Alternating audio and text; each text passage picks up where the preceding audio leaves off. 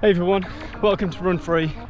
I'm Rory, and today we're going to talk about the Adidas TERREX Speed Pro soft grounds.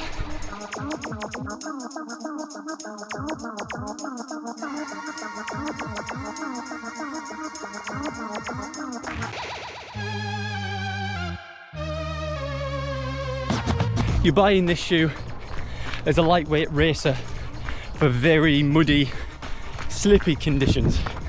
So here in the UK, this is an ideal fell running shoe.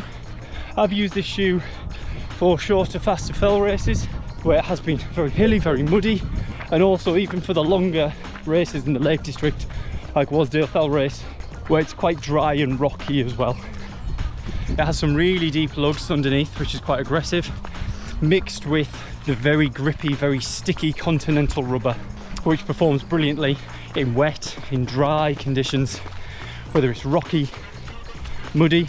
The lug pattern is quite spaced out with chunky lugs, so it's stable, but it clears the mud very well. The Continental grip, it's just got grip for days. I'd rate this Continental grip kind of almost on par with the Mega Grip from Vibram, way better than anything Innovate offer. I think even stickier than their sticky compound, definitely miles ahead of the Innovate graphene. Durability wise, I think I've had these shoes now for about 200 kilometers, still going strong. There's a bit of wear on the upper, but the grip, you can see the edges have knocked off, but other than that, no missing lugs. They're holding up really well. I think you're buying this shoe for the sole, for the grip.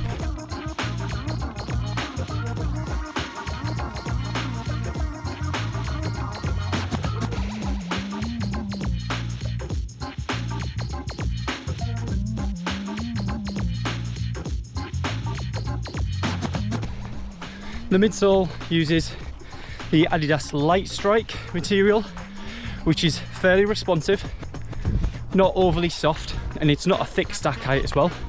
Obviously you wouldn't expect in a technical shoe like this. So it gives you really good ground feel. Quite firm enough to stop any rocks poking through under your foot. There's no need for a rock plate in the shoe. This midsole material gives you some good energy return, but is quite stripped back, quite firm, really designed to give you good ground feel, and it offers good protection. I also think it's quite stable as well, because it's not too thick, it's not too soft. I don't find my feet roll as much in this shoe, especially on the descents. The drop on these shoes, it's a 4mm drop from heel to toe, which is really what you'd expect in a good technical racing shoe. Keeps you low to the ground, minimizing the chance of rolling any ankles, protecting your feet.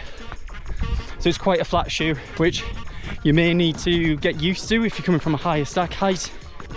Get used to it on shorter runs first, before going off to do big epic adventures, because you'll certainly feel it in your calves and your ankles working harder those first few runs. So give your body time just to adapt and change to that.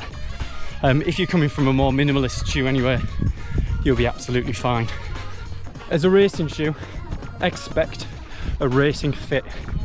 I find the Adidas shoes are very snug, really well supportive through the arch and the midfoot, really holds that foot tight, doesn't leave a lot of room for slipping and sliding.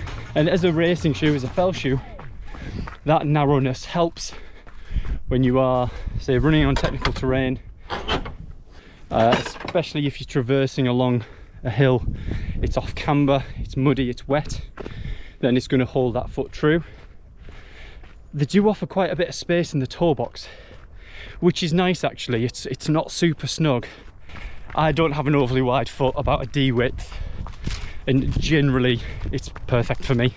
They have great heel lock, double eyelets, so you can do the runner's knot. Don't want your foot moving forward on the steep descents. Very lightweight upper, which is made of a interesting recycled material. It's like a plastic mesh, and it's designed to really help drainage. It's very breathable, but if your shoe gets wet, water gets in super quick because these are really big holes. But likewise, it drains that water out. Yeah, I think it works well. Only downside to that, the durability. I've already noticed a good bit of tearing in the upper, so I'm not sure how long they're gonna last really. That's something just to keep an eye on.